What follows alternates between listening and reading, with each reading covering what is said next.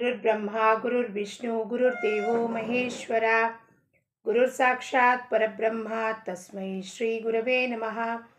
जयाच्या जनी जन्म नामार्थ झाला, जयाने सदा वास नामात केला, जयाच्या मुखी सर्वदा नाम कीर्ती, नमस्कार त्या ब्रह्म चैतन्य मूर्ती. ಶ್ರೀರಾಮ್ ಸಮರ್ಥ. ಎಲ್ಲ ಆತ್ಮಜ್ಯೋತಿಗಳಿಗೆ ಸಾಷ್ಟಾಂಗ ಪ್ರಣಾಮ.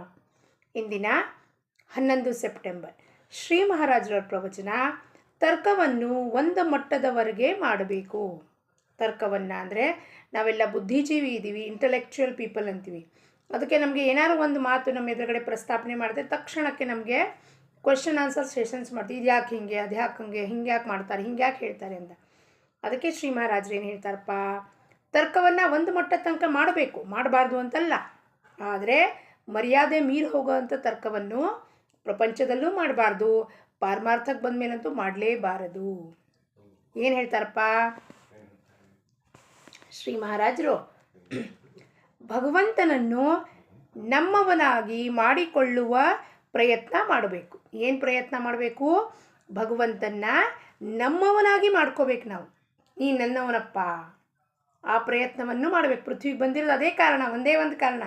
ಯಾವ ಆಸ್ತಿ ಅಂತಸ್ತು ಬಂಗಲೆ, 4 ಎಕರೆ ಗದ್ದೆ, ಅಡಿಕೆ ತೋಟ ಅಥವಾ ಮಾವಿನ ತೋಪು, ಮರ್ಸಿಡೀಸ್ ಕಾರು ಇದಕ್ಕೆಲ್ಲ ಬಂದಿರೋದು ನಾವು ಬಂದಿರೋದು ಕೇವಲ ಭಗವತ್ ಪ್ರಾಪ್ತಿಗೋಸ್ಕರ. ಅದನ್ನೇ ಮಾಡಿಕೊಂಡು ಸದಾ ಅವನ ಧ್ಯಾನದಲ್ಲಿರೋಕ್ಕೆ ನಾವೆಲ್ಲರೂ ಬಂದಿರೋದು. ಮರ್ತು ಹೋಗ್ಬಿಟ್ಟಿದ್ದೀವಿ. ಅದಕ್ಕೆ ಸಂತರು, ಸತ್ಪುರುಷರು, ಸಿದ್ಧರು ಬಂದು ಪುನಃ ಕನೆಕ್ಟ್ ಮಾಡ್ತಿರ್ತಾರೆ. ವೈರು, ಮರ್ತು ಹೋಗ್ಬಿಟ್ಟಿದ್ಯಪ್ಪ ನೀನು, ಇಲ್ಲಿ ಯಾಕೆ ಬಂದಿದ್ಯಾ? ಭಗವತ್ ಪ್ರಾಪ್ತಿಗೋಸ್ಕರ. ನನ್ನ ಮಕ್ಕಳು ಅಮೇರಿಕಾದಲ್ಲಿ ಗಳಿಸ್ತಾರ್ರಿ, ಅದು ಮಾಡ್ತಾರ್ರಿ, ಅದಕ್ಕೋಸ್ಕರ ಅಲ್ಲ ಬಂದಿರೋದು ಹೇಳಲಿಕ್ಕೆ. ವಾಚಾದಿಂದ ಅವನ ಬಗ್ಗೆ ಕೊಂಡಾಡ್ಲಿಕ್ಕೆ ಮಾತ್ರ ಬಂದಿರೋದಪ್ಪ ನೀನು. ಅಭಿಮಾನ ಬಿಟ್ಟು ಇಂಥ ಪ್ರಯತ್ನ ಮಾಡಿದ್ದಾದರೆ ಸದ್ಗುರುಗಳ ಕೃಪೆಯಾಗದೆ ಇರುವುದಿಲ್ಲ. ಅಭಿಮಾನವನ್ನು ಬಿಟ್ಟು, ನಾನು ಮಾಡ್ತಾ ಇದ್ದೀನಿ ಎಂಬುವ ಅಭಿಮಾನವನ್ನು ಬಿಟ್ಟು ಪ್ರಯತ್ನ ಮಾಡಿದ್ದಾದರೆ ಸದ್ಗುರುಗಳ ಕೃಪೆ ಖಂಡಿತವಾಗಲೂ ಆಗೇ ಆಗತ್ತೆ. ಇಂಥದ್ದೊಂದು ಸಾಧನೆಯನ್ನು ಮಾಡುತ್ತಾ ಹೋಗೆಂದು ಸದ್ಗುರುಗಳು ಹೇಳಿದರು.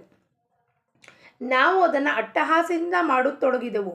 ಆದರೆ ನಮ್ಮ ವಿಚಾರಗಳು ಬದಲಾಗದಿದ್ದರೂ ಭಗವಂತನ ಪ್ರೇಮವು ಹೇಗೆ ಬರುತ್ತದೆ? ಪ್ರಶ್ನೆ ಮಾಡ್ತಾರೆ ಮಹಾರಾಜರು. ಏನಪ್ಪ ಸಾಧನೆ ಮಾಡ್ತಾ ಇದ್ದೀವಿ, ಹೇಳಿದ್ರು ಇಂಥದ್ದೊಂದು ಸಾಧನೆ ಮಾಡಪ್ಪ ಅಂತ. ಗುರುಗಳು ಹೇಳಿದ ಕೂಡಲೇ ಶುರು ಮಾಡಿದ್ವಿ ಅಟ್ಟಹಾಸದಿಂದ, ಜೋರು ಜಬರ್ದಸ್ತಿಯಿಂದ ಮಾಡೇ ಮಾಡ್ತೀನಿ, ಇವತ್ತಿಷ್ಟು ನಾಮಸ್ಮರಣೆ ಕೊಟ್ಟಿದ್ದಾರೆ, ಮಾಡೇ ಮಾಡ್ತೀನಿ ಅಂತ. ಆದರೆ ಅದರಿಂದ ನನಗೆ ಉಪಯೋಗ ಆಗಲಿಲ್ಲ, ನನ್ನಲ್ಲಿ ಏನೂ ಬದಲಾವಣೆ ಆಗಲಿಲ್ಲ. ಮನಸ್ಸಿನ ಸ್ಥಿತಿಯಲ್ಲಿ ಯಾವ ಬದಲಾವಣೆಯೂ ಆಗಲಿಲ್ಲ, ಯಾವ ವಿಕಾರವೂ ಹತೋಟಿಗೆ ಬರಲಿಲ್ಲ. ಕಾಮಕ್ರೋಧಾದಿ, ಲೋಭ, ಅಸೂಯೆ ಇದನ್ನೇನು ಕಡಿಮೆ ಆಗಲಿಲ್ಲ. ಅಂದರೆ ಭಗವಂತನ ಪ್ರೇಮ ಹೇಗೆ ಬರುತ್ತೆ ಅಂತ ಕೇಳ್ತಾರೆ. ಭಗವಂತನ ಪ್ರೇಮ ಬರುವುದೇ ಇಲ್ಲ ಅಲ್ಲಿ. ನಮ್ಮೆಲ್ಲರಿಗೂ ಏನಿರುತ್ತಪ್ಪ, ಸಂಕಟ ಬಂದಾಗ ಮಾತ್ರ ಭಗವಂತನ ಪ್ರೇಮ ಹತ್ತಿರುತ್ತೆ. ಬಾಕಿ ಸಮಯದಲ್ಲಿ ನಾನು, ನನ್ನ ಪ್ರಪಂಚ, ನನ್ನ ಆಸ್ತಿ, ನನ್ನ ಅಂತಸ್ತು, ನಾನು ಅನ್ನೋದ್ರ ಬಗ್ಗೆ ಬಹಳ ಪ್ರೇಮ ಇರುತ್ತೆ. ಆ ಭಗವಂತನ ಬಗ್ಗೆ ಪ್ರೇಮ ಇರೋದಿಲ್ಲ. ಹೆಂಗೆ ಬರುತ್ತೆ ಪ್ರೇಮ ಅಂತ ಕೇಳ್ತಾರೆ. 4-5 ವರ್ಷ ಬಹಳ ಕಷ್ಟಪಟ್ಟೆವು, ವಿಷಯಗಳನ್ನು ದೂರ ಸರಿಸಿದೆವು. ಆದರೆ ಇನ್ನೂ ಅನುಭವಕ್ಕೆ ಬರುವುದಿಲ್ಲ ಎನ್ನತೊಡಗಿದರೆ ಸಾಧನೆಯ ವೇಗವು ಕಡಿಮೆಯಾಗುತ್ತದೆ, ಹಾಗೂ ನಿಷ್ಠೆಯು ಜಾರತೊಡಗುತ್ತದೆ. ನಾವು ಕೆಲವೊಮ್ಮೆ ಇನ್ನೂ ಜನ ಏನು ಮಾಡ್ತಾರೆ, ಗುರುಗಳು ಹೇಳಿಕೊಟ್ಟು ಸಾಧನೆ ಮಾಡ್ತಿರ್ತಾರೆ. ಸಾಧನೆ ಮಾಡ್ತಾ ಏನಾಗುತ್ತಪ್ಪ, 4-5 ವರ್ಷ ಆಯಿತು, ಇನ್ನೂ ಏನೂ ಅನುಭವಕ್ಕೆ ಬರ್ತಿಲ್ಲ ಅನ್ನೋದು ನಮ್ಮ ತಲೆ ಒಳಗೆ ಓಡಾಡ್ತಿರುತ್ತೆ. ಏನು ಈ ವಿಚಾರಗಳು? ಅವರೆಲ್ಲೇ ಹೋಗಿರ್ತಾರೆ, ಅವ್ರು ಯಾರೋ ಗುರುಗಳ ಹತ್ರ ಹೋಗಿರ್ತಾರೆ, ನೋಡ್ರಿ ಅವ್ರಿಗೆ ಎಂಥ ಅನುಭವ ಆಯಿತು, ಅವ್ರಿಗೆ ಸಾಕ್ಷಾತ್ಕಾರ ಆಗೋಯ್ತು, ಭಗವಂತ ಕಣ್ಮುಂದೆ ಪ್ರತ್ಯಕ್ಷ ಆಗ್ತಾನಂತೆ, ಅವ್ರು ಭಗವಂತನ ಜೊತೆ ಮಾತಾಡ್ತಾರಂತೆ. ಇವನ್ನೆಲ್ಲ ಕೇಳಿ ನಮ್ಮ ಮನಸ್ಸು ಮೇಲೆ ಏನು ಪರಿಣಾಮ ಆಗುತ್ತಪ್ಪ ಅಂದರೆ, ನಾವು ಮಾಡ್ತಿದ್ವಿ 4-5 ವರ್ಷದಿಂದ ಎಲ್ಲ ವಿಷಯಗಳನ್ನು ದೂರ ಮಾಡಿದ್ವಿ, ಇವ್ರು ಬೇಡ ಅಂತ ಬಿಟ್ಟು ಹಾಕಿದ್ವಿ, ನಾಮಸ್ಮರಣೆಯಲ್ಲಿ ಮನಸ್ಸನ್ನು ತೊಡಗಿಸಿದ್ವಿ, ಸತ್ಸಂಗಕ್ಕೆ ಹೋಗ್ತೀವಿ, ಆದರೆ ಅನುಭವ ಬರ್ತಿಲ್ವಲ್ಲ. ನಮ್ಮದೇನು ಕಷ್ಟ ದೂರ ಆಗಲಿಲ್ಲ, ಅದು ಇದಾಗಲಿಲ್ಲ, ಪರಿಸ್ಥಿತಿ ಬದಲಾಗಲಿಲ್ಲ ಅನ್ನೋದ್ರಿಂದ ಏನಾಗುತ್ತೆ, ಸಾಧನೆಯ ವೇಗ ಕಡಿಮೆ ಆಗುತ್ತೆ, ಸ್ಲೋ ಡೌನ್ ಆಗುತ್ತೆ, ಹಾಗೂ ಅದು ನಿಷ್ಠೆ ಏನಾಗುತ್ತೆ, ಜಾರು ಹೋಗುತ್ತೆ. ಹಾವು ಏಣಿ ಆಟ ಥರ ಈ ಪರಮಾರ್ಥ. ನಾವು 3ನೇ 4ನೇ ಮನೆಯಲ್ಲಿರ್ತೀವಿ, ಸಡನ್ಲಿ ಡೈಸ್ ಹಾಕಿದ ತಕ್ಷಣ ಠಣ್ ಅಂತ ಜಿಗಿದ್ಬಿಟ್ಟು ಸೀದಾ 95 ಮನೆಗೆ ಹೋಗ್ಬಿಟ್ಟಿರ್ತೀವಿ. ಇನ್ನೇನು 4ಕ್ಕೆ ಮನೆ ಇದ್ದರೆ ಹೋಮ್ ಆಗೋಗುತ್ತೆ ಅಂತ ಅಭಿಮಾನ ಬಂದು ಹೋಗುತ್ತೆ. ಇಲ್ಲೂ ಅಷ್ಟೇ, ಹೇಗೆ ಅನುಭವ ಬರ್ತಿಲ್ಲ, ಯಾವಾಗ ಬರುತ್ತೆ ಅಂದರೆ ಗುರು ಮೇಲಿರೋ ನಿಷ್ಠ ಕಡಿಮೆ ಆಗುತ್ತೆ, ಅವನ ಮೇಲಿರೋ ಶ್ರದ್ಧಾ ಕಡಿಮೆ ಆಗುತ್ತೆ. ಗುರು ಎಲ್ಲರಿಗೂ ಕೊಟ್ಟಿರ್ತಾನೆ ಸಾಧನೆನ, ಅವನು ಬಲ ಹಾಕ್ಕೊಟ್ಟಿರ್ತಾನೆ. ಬಲ ಹಾಕ್ಕೊಟ್ಟ ಮೇಲೆ ಅದಕ್ಕೆ ಅನುಭವ ಬರೋದಿಲ್ಲ ಮಹಾರಾಜ್, ಖಂಡಿತವಾಗ್ಲೂ ಬರುತ್ತೆ. ನಮ್ಮ ನಿಷ್ಠಾ ಶ್ರದ್ಧಾ ಇರಬೇಕು ಅವನ ಮೇಲೆ. ಅವನು ಏನು ಕೊಟ್ಟಿದ್ದಾನೋ ನನ್ನ ಉದ್ಧಾರಕ್ಕೋಸ್ಕರ ಕೊಟ್ಟಿದ್ದಾನೆ. ಆಗುವುದು ಎಲ್ಲವೂ ಸದ್ಗುರುಗಳ ಇಚ್ಛೆಯಿಂದಲೇ ಹಾಗೂ ಅವರ ಪ್ರೇರಣೆಯಿಂದಲೇ ಆಗುತ್ತದೆ ಎಂಬ ದೃಢವಾದ ಶ್ರದ್ಧೆ ಇರಬೇಕು. ಇದಕ್ಕೊಂದು ದೃಷ್ಟಾಂತ ಏನಪ್ಪ ಅಂದ್ರೆ, ಮಾತಾ ಶಬರಿ ಮಾತಾ ಗುರುಗಳು, ಮಾತಂಗ ಮುನಿ ಋಷಿಗಳು ಯಾವಾಗ ಅವ್ರ ದೇಹ ಬಿಡೋಕ್ಕೆ ಸಮಯ ಬಂದಾಗ ಶಬರಿ ಕರೆದು ಹೇಳ್ತಾರೆ, ಮಗು ಶಬರಿ ನೋಡಮ್ಮ, ನಾನು ದೇಹ ಬಿಟ್ಟು ಹೋಗ್ತಾ ಇದ್ದೀನಿ, ಈಗ ನನ್ನ ಸಮಯ ಬಂದಿದೆ. ಶಬರಿ ಅಳ್ತಾಳೆ, ಗುರುದೇವ ನೀನು ಹೋಗ್ಬಿಟ್ರೆ ನನ್ನನ್ನು ಯಾರು ನೋಡ್ಕೋತಾರಪ್ಪ, ನನಗೆ ಹೆಂಗೆ ಮುಕ್ತಿ ಯಾರು ತೋರಿಸ್ತಾರೆ ಅಂದಾಗ ಹೇಳ್ತಾರೆ, ರಾಮ ಬರ್ತಾನಮ್ಮ, ಆ ರಾಮನ ಸಲುವಾಗಿ ನೀ ಕಾಯಬೇಕು, ರಾಮ ಬಂದು ನಿನಗೆ ಮುಕ್ತಿಯನ್ನು ಪ್ರದಾನ ಮಾಡ್ತಾನೆ, ಅಲ್ಲಿವರೆಗೂ ಕಾಯಿ ಅಂತ ಗುರು ಆಜ್ಞೆ ಪ್ರಮಾಣ ಅಂತ ಗುರು ಹೇಳಿದ್ದ ವಾಕ್ಯವನ್ನೇ ವೇದವಾಕ್ಯ ಅಂದ್ಕೊಂಡು ವಯಸ್ಸಿನ 90-95 ವರ್ಷ ಆದಾಗ ದೇಹ ಜರ್ಜರ ಆಗಿದೆ, ಕಾಣಿಸೋದಿಲ್ಲ ಅಂಥ ಸ್ಥಿತಿಯಲ್ಲಿ ನಿತ್ಯವಾಗಲೂ ಹೇಳೋದು ಹೋಗೋದು, ಹೂ ತೊಗೊಂಬರೋದು, ಜಂಗಲಿಂದ ಅರಣ್ಯದಿಂದ ಹಣ್ಣುಗಳನ್ನು ತೊಗೊಂಬರೋದು, ಸ್ವಚ್ಛ ಮಾಡೋದು, ತನ್ನ ಗುಡಿಸಲು ಸ್ವಚ್ಛ ಮಾಡೋದು, ಆ ರಸ್ತೆ ಎಲ್ಲ ಸ್ವಚ್ಛ ಮಾಡಿ ಹೂವೆಲ್ಲ ನಿತ್ಯ ಹಾಸಿಡ್ತಿದ್ಲು. ನಮಗೇನಾದ್ರು ಹೇಳಿದರೆ ನಾವಂತೂ ಅಯ್ಯೋ ಬ್ಯಾಡ್ ಬಿಡ್ರಿ, ರಾಮನೂ ಬರೋದು ಬೇಡ, ಯಾರೂ ಬರೋದು ಬೇಡ, ಈ ಕಸ ಗುಡಿಸ್ ನಮಗೆ ಸಾಕಾಯಿತು, ನಮಗಂತೂ ಆಗೋದಿಲ್ಲಪ್ಪ, ಇದು ಇಷ್ಟೊಂದು ರಾಶಿಗಟ್ಟಲೆ ಹೂ ಯಾರು ಹಾಕ್ಸ್ತಾ ಕೂತಾರೆ, ರಾಮ ಯಾವಾಗ ಬರ್ತಾನೋ ಯಾರಿಗೆ ಗೊತ್ತು ಅಂತ ನಾವು ಬಿಟ್ಟು ಬಿಡ್ತಿದ್ವಿ. ಆದರೆ ವಯಸ್ಸಿನ ದೇಹ ಜರ್ಜರ ಆಗಿದೆ, ಆ ಜರ್ಜರ ದೇಹದಲ್ಲಿ ಕೈ ನೋವು, ಕಾಲು ನೋವು, ಏನು ಅರ್ಥರೈಟಿಸು, ಯಾವ ಪೇನೋ ಇಟ್ಕೊಂಡಾಕಿ ಹೋಗ್ತಿದ್ಲು. ಹೋಗ್ಬಿಟ್ಟೆಲ್ಲ ಸಾಮಾನು ತೊಗೊಂಬಂದು ಎಲ್ಲ ಹಾಸಿಟ್ಟು ರಾಮನ ಸಲುವಾಗಿ ಮೇರೆ ರಾಮ ಆಯಂಗೆ ಅಂತ ಕಾಯ್ತಾ ಕೂರ್ತಿದ್ಲು. ಒಂದು ದಿವಸ ರಾಮ ಬಂದ, ಅವಳಿಗೆ ಆಶೀರ್ವಾದ ಮಾಡ್ದ, ನವವಿಧ ಭಕ್ತಿಯನ್ನು ತಿಳಿಸ್ಕೊಟ್ಟ ಶಬರಿ ಮಾತಾಗೆ. ಆಮೇಲೆ ಅವಳಿಗೆ ಮುಕ್ತಿಯನ್ನು ಕೊಟ್ಟ. ದಿವ್ಯ ದೇಹ ಅವಳದು ಪರಮಾತ್ಮನಲ್ಲಿ ವಿಲೀನ ಆಗೋಗುತ್ತೆ. ಅಂದರೆ ಈ ರೀತಿಯಲ್ಲಿ ಸದ್ಗುರುಗಳ ಇಚ್ಛೆಯಿಂದಲೇ ಹಾಗೂ ಅವರ ಪ್ರೇರಣೆಯಿಂದಲೇ ಆಗುತ್ತದೆ ಎಂಬ ದೃಢವಾದ ಶ್ರದ್ಧೆ ಇರಬೇಕು. ಶ್ರದ್ಧಾದಲ್ಲಿ ಯತ್ಕಿಂಚಿತವಾದ ನಮಗೆ ಸಂಶಯ ಬರಬಾರ್ದು, ಚಿಕಿತ್ಸಾ ಬರಬಾರ್ದು, ವಿತರ್ಕ ಮಾಡಬಾರ್ದು. ಸಾಧನೆಯ ಪ್ರೇಮವನ್ನು ಭಗವಂತನೇ ಕೊಡುತ್ತಾನೆ ಎಂಬುದನ್ನು ನಾವು ಮರೆಯುತ್ತೇವೆ. ಸಾಧನೆಯಲ್ಲಿ ಪ್ರೇಮ ಯಾರು ತುಂಬ್ತಾನಪ್ಪ? ಸದ್ಗುರು ತುಂಬ್ತಾನೆ. ಅವನು ತುಂಬದೆ ಹೊರತು ಇದು ಸಾಧ್ಯನೇ ಆಗೋದಿಲ್ಲ. ಅದು ಮರ್ತು ಬಿಡ್ತೀವಿ ನಾವು. ನಾನೇ ಮಾಡ್ತಿದ್ದೀನಿ ರೀ, ಅದಕ್ಕೆ ಯಾಕೆ ಅನುಭವ ಬರ್ತಿಲ್ಲ ಅನ್ನೋ ಅಭಿಮಾನ ಬಂದ್ಬಿಡತ್ತೆ. ನಾವು ಮೊದಲು ಸಾಧನೆ ಮಾಡುತ್ತಾನೇ ಇರಲಿಲ್ಲ, ಈಗ ಮಾಡುತ್ತಾ ಇರುತ್ತೇವೆ ಎಂದು ಸಾಧನೆಯ ವಿಷಯದಲ್ಲಿ ಅಭಿಮಾನ ಹೊಂದಿದರೆ ಏನು ಪ್ರಯೋಜನ? ಹೇಳ್ರಿ, ನಮಗೆಲ್ಲ ಇವೆಲ್ಲೇನೋ ಗೊತ್ತೇ ಇರಲಿಲ್ಲ, ನಾವು ಇವಾಗ ಗುರುಗಳ ಹತ್ರ ಬಂದ್ವಿ, ಇವಾಗ ಅವ್ರು ಕೊಟ್ಟೆ, ನಾವು ಇವಾಗ ಮಾಡ್ಲಿಕ್ಕೆ ಶುರು ಮಾಡಿದ್ದೀವಿ ಅಂತ ಅದನ್ನೆಲ್ಲರ ಮುಂದೆ ಹೇಳ್ಕೊಂಬರೋದ್ರಿಂದ ಆ ಸಾಧನೆಯ ಬಗ್ಗೆ ನಮಗೆ ಅಭಿಮಾನ ಉಂಟಾಗತ್ತೆ. ಅದ್ರ ಪ್ರಯೋಜನ ಏನು? ಅದ್ರದ್ದು ಏನಾದ್ರು ಪ್ರಯೋಜನ ಆಗಬೇಕು ನಮಗೆ. ಇದು 10 ಜನದ ಮುಂದೆ ಸಾರ್ಕೊಂಬಂದ್ವಿ, ನಮಗೆ ಗೊತ್ತಿರಲಿಲ್ಲ, ಗುರಿ ಕೊಟ್ಟರು, ಈಗ ಮಾಡ್ತಿದ್ದೀವಿ, ಇಷ್ಟು ಮಾಡಿದ್ವಿ, ಅಷ್ಟು ಮಾಡಿದ್ವಿ ಅಂದರೆ ಅಭಿಮಾನ ಹೆಚ್ಚಾಗತ್ತೆ ವಿನಃ ಸಾಧನಕ್ಕೆ ಬಲ ಬರುವುದಿಲ್ಲ. ಸದ್ಗುರುಗಳ ಪಾದಗಳ ಮೇಲೆ ತಲೆ ಇಟ್ಟ ಕೂಡಲೇ ಕೆಲವರ ಕೆಲಸ ಆಗಿಬಿಡುತ್ತದೆ. ಇದಕ್ಕೆ ದೃಷ್ಟಾಂತ ಏನಪ್ಪ ಅಂದರೆ ನಿಸರ್ಗದತ್ತ ಮಹಾರಾಜರು ಒಮ್ಮೆಯೇ ಅವ್ರ ಗುರುಗಳಾದ ಸಿದ್ದರಾಮೇಶ್ವರ ಮಹಾರಾಜರ ಹತ್ರ ಹೋದರು. ಸಿದ್ದರಾಮೇಶ್ವರ ಮಹಾರಾಜರು ಅವ್ರಿಗೆ ಹೇಳಿದ್ರು, ನೀನು ಯಾರು? ನೀನದೇ ಆತ್ಮಸ್ವರೂಪನಾಗಿರ್ತೀಯಪ್ಪ, ನೀನು ಯಾರು? ನಿನ್ನನ್ನು ನೋಡ್ಕೊ ಹೋಗು, ಹೇಳಾಯಿತು ನಿನಗೆ, ಇದರ ಹೊರತಾಗಿ ಇನ್ನೇನೂ ಇಲ್ಲ, ನೀನೇ ಸ್ವತಃ ಆ ಬ್ರಹ್ಮವಸ್ತು ಇದೆಯಾ, ಆತ್ಮಸ್ವರೂಪನಾಗಿರ್ತೀಯ, ಹೋಗು ಅಂತ ಹೇಳಿಬಿಟ್ರು. ಒಮ್ಮೆನೇ ಅವ್ರ ಗುರು ಹತ್ರ ಹೋಗಿದ್ದು. ಆಮೇಲಿಂದ ಪುನಃ ಯಾವತ್ತೂ ಅವ್ರ ಗುರುಗಳ ಹತ್ರ ಹೋಗಲಿಲ್ಲ. ಅಲ್ಲಿಂದ ಅವ್ರು ಸಾಧನೆ ಶುರು ಮಾಡಿ 3 ವರ್ಷದಲ್ಲಿ ಆ ಸಾಕ್ಷಾತ್ಕಾರವನ್ನು ಅವ್ರು ಹೊಂದುತ್ತಾರೆ. ಅಂದರೆ ಕೆಲಸ ಬೇಗ ಆಗಿಬಿಡುತ್ತೆ ಕೆಲವ್ರದ್ದು.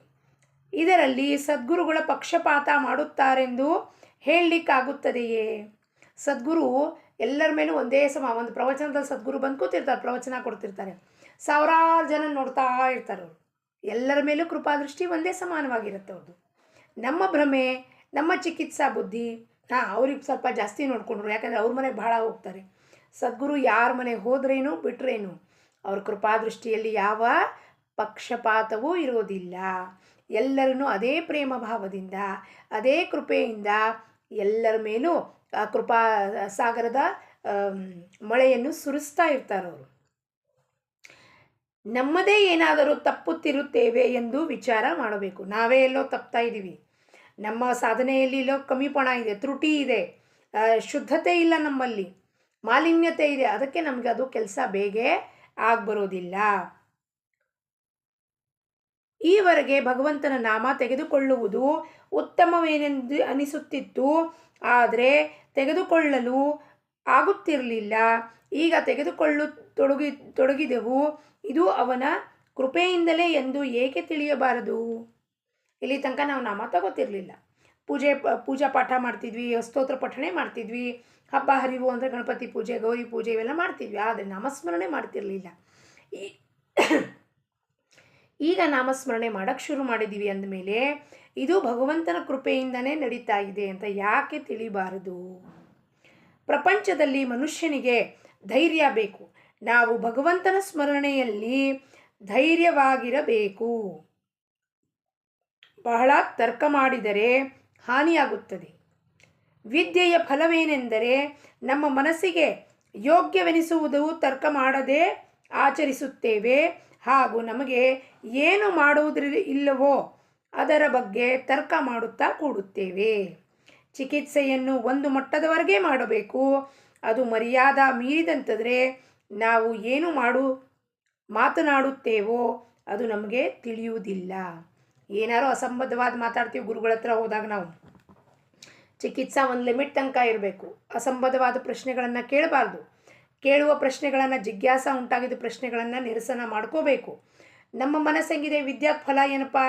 ಬುದ್ಧಿಜೀವಿಗಳು, ಇಂಟಲೆಕ್ಚುವಲ್ ಪೀಪಲ್ ಅಂತೀವಿ. ನಮ್ಮ ಬುದ್ಧಿ ಹೆಂಗೆ ನಡೆಯುತ್ತಪ್ಪ ಅಂದರೆ, ಯಾವುದು ಮನಸ್ಸಿಗೆ ರುಚಿಸುತ್ತೋ ಅದ್ರ ಬಗ್ಗೆ ಯಾರ ಪರ್ಮಿಷನ್ನು ಬೇಕಾಗಿಲ್ಲ ನಮಗೆ.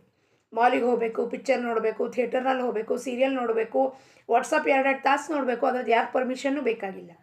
ಆದರೆ ಏನು ನಮ್ಮ ಮನಸ್ಸಿಗೆ ರುಚಿಸೋದಲ್ಲೋ ಇದು ಬೇಕಾಗಿಲ್ಲ ನಮಗೆ. ನಾಮಸ್ಮರಣೆ ಬೇಕಾಗಿಲ್ಲ.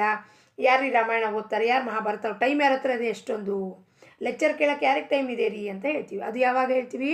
ಅದು ಮನಸ್ಸಿಗೆ ರುಚಿಸ್ತಾ ಇಲ್ಲ, ಅದ್ರದ್ದು ಬಗ್ಗೆ ಆಸಕ್ತಿ ಇಲ್ಲ. ಅವಾಗ ಇಂಥದ್ದೆಲ್ಲ ಪ್ರಶ್ನೆ, ತರ್ಕ ವಿತರ್ಕ ಮಾಡೋದು. ಗುರುಗಳು ಹೇಳ್ತಾರೆ ಇಷ್ಟು ಜಪ ಮಾಡ್ರಪ್ಪ, ಇಲ್ಲ ಗುರುಗಳೇ ಟೈಮ್ ಇಲ್ಲ, ಹನುಮಾನ್ ಚಾಲೀಸ ಹೇಳಿ, ರಾಮರಕ್ಷಾ ಹೇಳಿ, ಆ ಸ್ತೋತ್ರ ಪಠಣೆ ಮಾಡಿ, ಪಾರಾಯಣ ಮಾಡಿ, ವಿಷ್ಣು ಸಹಸ್ರನಾಮ, ಇಲ್ಲ ಗುರುಗಳೇ ಆಫೀಸಿಗೆ ಹೋಗಬೇಕು, ಎಲ್ಲ ಟೈಮ್ ಇರೋದಿಲ್ಲ, ಟಾರ್ಗೆಟ್ ಅಚೀವ್ ಮಾಡಬೇಕು. ಹೆಂಗಾಗತ್ತೆ? ಟಾರ್ಗೆಟ್ ಅಚೀವ್ ಮಾಡುವಾಗ ಮಾಲಿಗೆ ಹೋಗೋಕ್ಕೆ ಹೆಂಗಾಗತ್ತೆ? ಪಾನಿಪುರಿ ತಿನ್ನೋಕ್ಕೆ ಹೆಂಗಾಗತ್ತೆ?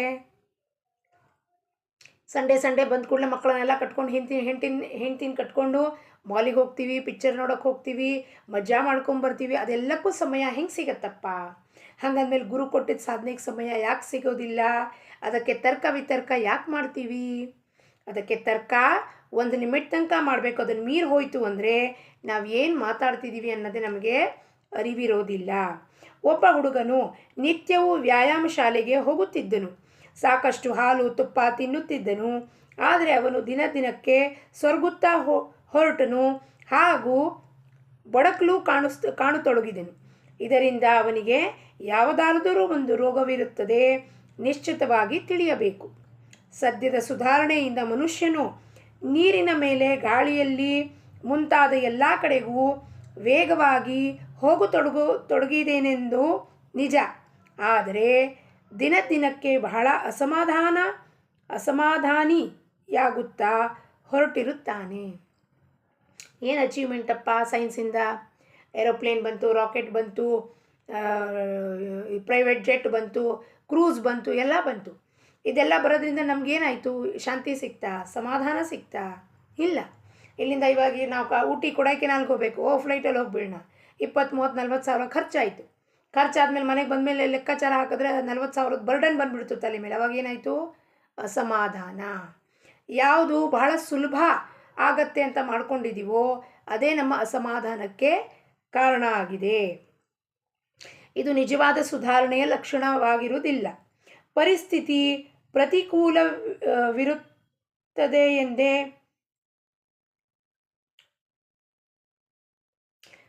ಪರಿಸ್ಥಿತಿ ಪ್ರತಿಕೂಲವಿರುತ್ತದೆ ಎಂದು ಅಳಬೇಡಿರಿ, ಏಕೆಂದರೆ ಅದು ಬಾಧಿಸುವುದೇ ಇಲ್ಲ. ಯಾವುದೇ ಕಾಲದಲ್ಲಿ ಯಾವುದೇ ಪರಿಸ್ಥಿತಿಯಲ್ಲಿ ನಮಗೆ ಆನಂದ ರೂಪವಾಗಿ ಇರಲು ಬರುತ್ತದೆ.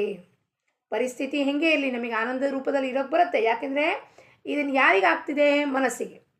ಆ ಮನಸ್ಸು ಭಗವಂತನಲ್ಲಿ ಸ್ಮರಣೆಯಲ್ಲಿ ಹಾಕಿಬಿಟ್ರೆ ಪರಿಸ್ಥಿತಿ ಪ್ರತಿಕೂಲ ಇರಲಿ ಅನುಕೂಲ ಇರಲಿ ನಮ್ಮ ಆನಂದ ರೂಪದಲ್ಲಿ ಯಾವ ಭಂಗವೂ ಆಗುವುದಿಲ್ಲ. ಇಂದಿನವರೆಗೆ ನಮ್ಮ ಅನುಭವವನ್ನು ನೋಡಿದರೆ ನಾವು ಮಾಡಿದೆವು ಎಂಬುದು ಸ್ವಲ್ಪವೇ ಇರುತ್ತದೆ. ನಾವು ಮಾಡಿದ್ದೀವಿ ಅಂತ ಕೊಚ್ಕೊಳ್ಳೋಕೆ ಸ್ವಲ್ಪನೇ ಇರುತ್ತಲ್ಲಿ. ಆದ್ದರಿಂದ ಪರಿಸ್ಥಿತಿಯ ವಿಷಯದಲ್ಲಿ ಬಹಳ ಚಿಂತೆ ಮಾಡದೆ ನಾವು ನಮ್ಮ ಕರ್ತವ್ಯವನ್ನು ಮಾಡಬೇಕು. ಕರ್ತವ್ಯನ ಆ ಸಿಚುವೇಷನಲ್ಲಿ ಏನು ಕರ್ತವ್ಯ ಇದೋ ಅದನ್ನು ಮಾಡಬೇಕು. 100% ಮಾಡಬೇಕು. ಅದ್ರ ಚಿಂತೆ ಮಾಡಬಾರ್ದು, ಆಸಕ್ತಿ ಹೊಂದಬಾರದು, ನಮ್ಮ ವೃತ್ತಿಗಳ ಮೇಲೆ ಪರಿಣಾಮವಾಗಗೊಡಬಾರದು. ಅಭ್ಯಾಸ ಮಾಡಿದರೆ ಕೆಲವೇ ದಿನಗಳಲ್ಲಿ ಇದು ಸಾಧಿಸುತ್ತದೆ. ಮಹಾರಾಜರು ಹೇಳ್ತಾರೆ, ಅಭ್ಯಾಸ ಮಾಡಿದ್ರೆ ಭಗವದ್ಗೀತೆಯಲ್ಲಿ ಹೇಳ್ದ ಕೃಷ್ಣ ಅರ್ಜುನನಿಗೆ, ಅಸಂಶಯಂ ಮಹಾಬಾಹು ಮನೋದುರ್ನಿಗ್ರಹಂ ಚಲಂ ಅಭ್ಯಾಸೇನ ತು ಕೌಂತೆಯ ವೈರಾಗ್ಯೇಣ ಚ ಗೃಹ್ಯತೆ. ಮನಸ್ಸನ್ನು ಬಹಳ ಬೇಗ ಹತೋಟಿಯಲ್ಲಿ ತರಲಿಕ್ಕೆ ಆಗೋದಿಲ್ಲ ಅರ್ಜುನ, ನಿಜ. ಆದರೆ ಅಭ್ಯಾಸೇನ ತು ಕೌಂತೆಯ, ಅಭ್ಯಾಸ ಮಾಡಲೇಬೇಕು. Practice makes a man perfect. ಎಲ್ಲಿ? ತನ್ನಲ್ಲಿ ತಾನು ಪರ್ಫೆಕ್ಟ್ ಆಗಬೇಕು. ತನ್ನ ವಿಕಾರದ ಮೇಲೆ ಅವನು ಸ್ವಾಮಿತ್ವ ಮಾಡ್ಕೋಬೇಕು. ಕಾಮ ಕ್ರೋಧ ಲೋಭ ಎಲ್ಲ ನನಗೆ ಬರ್ತಾ ಇದೆ, ಕಾಮ ಬರ್ತಾ ಇದೆ, ಕ್ರೋಧ ಬರ್ತಾ ಇದೆ, ಅಸೂಯೆ ಆಗ್ತಿದೆ, ಅದರ ಮೇಲೆ ಹಿಡ್ತೋ ಏನಕ್ಕೆ ಬರ್ತಾ ಇದೆಯಪ್ಪ ನನಗಿದು, ಅದನ್ನು ಹುಡುಕಿ ಅದರ ಮೇಲೆ ಕಂಟ್ರೋಲ್ ತರಬೇಕು. ಇದಕ್ಕೆಲ್ಲ ಮನಸ್ಸೇ ಕಾರಣ. ಮನಸ್ಸನ್ನು ಭಗವಂತನ ನಾಮಸ್ಮರಣೆಯಲ್ಲಿ ಹಾಕಿದ್ರೆ ಈ ವಿಕಾರದ ಮೇಲೆ ನಾನು ಪ್ರಭುತ್ವ ಹಾಸಿಲ್ ಮಾಡ್ಬೋದು ಅನ್ನೋ ವಿಚಾರ ಬಂದು ಅಭ್ಯಾಸ ಮಾಡಿದ್ರೆ. ನಮ್ಮ ಮಕ್ಕಳಿಗೆ ನಾವು ಅಭ್ಯಾಸ ಟೀಚರ್ ಕೊಡ್ತಾರೆ, ಹೋಮ್ವರ್ಕ್ 5-5 ಪೇಜ್ ಹೋಮ್ವರ್ಕ್ ಕೊಡ್ತಾರೆ. ನಾವೇನಂತೀವಿ, ಮಾಡಪ್ಪ, ಒಳ್ಳೆ ಮಾರ್ಕ್ಸ್ ತೆಗಿಯಪ್ಪ, ಮುಂದೆ ಒಳ್ಳೆ 10th ಸ್ಟ್ಯಾಂಡರ್ಡ್ನಲ್ಲಿ ಒಳ್ಳೆ ಮಾರ್ಕ್ಸ್ ಸಿಕ್ಕಿದ್ರೆ ಒಳ್ಳೆ ಕಾಲೇಜಲ್ಲಿ ಅಡ್ಮಿಷನ್ ಸಿಗುತ್ತೆ, ಇಂಜಿನಿಯರಿಂಗ್ ಡಾಕ್ಟರ್ CA ಆಗಬೇಕು, ಅದಕ್ಕಿಂತ ಕಡಿಮೆ ಅಂತೂ ಯಾರಿಗೇನು ಆಗಂಗಿಲ್ಲ ಯಾರ ಮಕ್ಕಳು. ಮತ್ತು ಮೇಲಿಂದ ಅಮೆರಿಕಾದಲ್ಲಿ ಹೋಗಿ ಡಾಲರ್ಸಲ್ಲಿ ದುಡಿಬೇಕು. ಇದು ಎಲ್ಲ ಚಲನವಲನ ಇವತ್ತಿನ ಫ್ಯಾಷನ್ ಪರೇಡ್ ಫ್ಯಾಡ್ ಅಂದರೆ ಇದು. ಇಂಜಿನಿಯರ್ ಡಾಕ್ಟರ್ CA ಪ್ಲಸ್ ಫಾರಿನ್ನಲ್ಲಿ ಹೋಗಿ ದುಡಿಬೇಕು. ಇವೆಲ್ಲ ನಾವು ಇಟ್ಕೊಂಡು ಅವ್ರಿಗೆ ಅಭ್ಯಾಸ ಮಾಡಿ ಅಂತ ಹೇಳಿದ್ಮೇಲೆ ನಮ್ಮ ಕರ್ತವ್ಯ ಏನು? ಭಗವಂತನ ಪ್ರತಿ ನಾವು ಕೂಡ ನಮ್ಮ ಮನಸ್ಸನ್ನು ತೆಗೆದು ಆ ಭಗವಂತನಲ್ಲಿ ಹಚ್ಚಿ ಆ ನಾಮಸ್ಮರಣೆಯದ ಅಭ್ಯಾಸವನ್ನು ಮಾಡಬೇಕು. ಆ ಅಭ್ಯಾಸನೇ ನಾವು ಮಾಡಿದರೆ ಬಹಳ ಬೇಗ ಕೆಲವೇ ದಿನಗಳಲ್ಲಿ ಸಾಧಿಸುತ್ತದೆ. ಏನು ಸಾಧಿಸುತ್ತದೆ? ಮನಸ್ಸನ್ನು ಶಾಂತಿ, ಸಮಾಧಾನ, ಆನಂದದಲ್ಲಿ ಹೆಂಗೆ ಇರ್ಲಿಕ್ಕೆ ಬರಕತ್ತಪ್ಪ ಅದು ಮನಸ್ಸಿಗೆ ಗೊತ್ತಾಗುತ್ತೆ. ಇದೇ ಸಾಧಿಸೋದು, ಇನ್ನೇನು ಸಾಧಿಸಂಗಿಲ್ಲ. ಅಚೀವ್ಮೆಂಟ್ ಏನೂ ಇಲ್ಲ ದೊಡ್ಡದು. ಮನಸ್ಸು ಹೆಂಗೆ ಶಾಂತವಾಗಿರುತ್ತೆ, ಸ್ಥಿರವಾಗಿರುತ್ತೆ, ಆನಂದದಲ್ಲಿರುತ್ತೆ ಸದಾಕಾಲ. ಪ್ರತಿಕೂಲದಲ್ಲೂ situation is not in my favour ಆದರೂ ಕೂಡ ನನ್ನ ಸಮಾಧಾನ ಭಂಗ ಆಗ್ತಿಲ್ಲ. ಅದು ಅಭ್ಯಾಸದಿಂದ ಸಾಧಿಸುತ್ತದೆ. ಇಂದಿನ ಬೋಧವಚನ, ರಾಮನು ಕರ್ತ ಇರುತ್ತಾನೆಂದು ಯಾರಿಗೆ ಅನಿಸುತ್ತದೆಯೋ ಅವನು ಎಲ್ಲವನ್ನೂ ಸಾಧಿಸಿದನು. ಯಾರಿಗೆ? ರಾಮನೇ ಕರ್ತಾನಪ್ಪ, ಪೃಥ್ವಿಯಲ್ಲಿ ಬಂದಿದೆ ಅಪ್ಪ ರಾಮ, ನೀನೇ ನಮಗೆ ಈ ಜನ್ಮವನ್ನು ತಾಳ್ಕೊಟ್ಟಿದ್ಯಾ, ಅದಕ್ಕೆ ನಿನಗೆ ನಿನ್ನ ಕೆಲಸವನ್ನು ಒಪ್ಪಿಸಿ ಸಮರ್ಪಣೆ ಮಾಡ್ತೀನಿ ಅಂತ ಯಾರಿಗೆ ಅನಿಸುತ್ತೋ ರಾಮನೇ ಕರ್ತ ಅಂತ, ಅವನಿಗೆಲ್ಲವೂ ಸಾಧಿಸುತ್ತದೆ. Everything he will get. ಏನು? ಶಾಂತಿ, ಸಮಾಧಾನ, ನೆಮ್ಮದಿ, ಆನಂದ. ಬಾಕಿ ಸಮಸ್ತ ಐಶ್ವರ್ಯ ಬಿಟ್ಟು ಹಾಕ್ರಿ, ಅದಂತೂ ಪ್ರಾರಬ್ಧಾನುಸಾರವಾಗಿ ಸಿಗುತ್ತೆ. ಅವನಿಗೆ ಇದು ಫಸ್ಟ್ ಸಿಗುತ್ತೆ. ಈ ಐಶ್ವರ್ಯ ಏನು? ಶಾಶ್ವತ ಸಮಾಧಾನ, ಶಾಶ್ವತ ನೆಮ್ಮದಿ, ಶಾಶ್ವತ ಆನಂದ. ಅದೆಲ್ಲಿದೆ? ಪರಮಾತ್ಮನ ನಾಮದಲ್ಲಿ, ಅವನ ನಾಮಸ್ಮರಣೆಯಲ್ಲಿ, ಅವನ ಪಾದದಲ್ಲಿ. ಅದಕ್ಕೆ ರಾಮಕರ್ತ ಎಂಬುವುದನ್ನು ನಾವು ಅರಿವಿನಲ್ಲಿ ಇಟ್ಕೊಂಡು ಇಂದಿನ ದಿನ ಎಲ್ಲವನ್ನೂ ಅವನಿಗೆ ಅರ್ಪಣೆ ಮಾಡಿ ನಮ್ಮ ಜೀವನವನ್ನು ಆನಂದದಿಂದ ಕಳೆಯೋಣ ಅಂತ ರಾಮಚರಣದಲ್ಲಿ ಪ್ರಾರ್ಥನೆ ಮಾಡುತ್ತಾ, ಜಾನಕಿ ಜೀವನ ಸ್ಮರಣ. ಜೈ ಜೈ ರಾಮ್.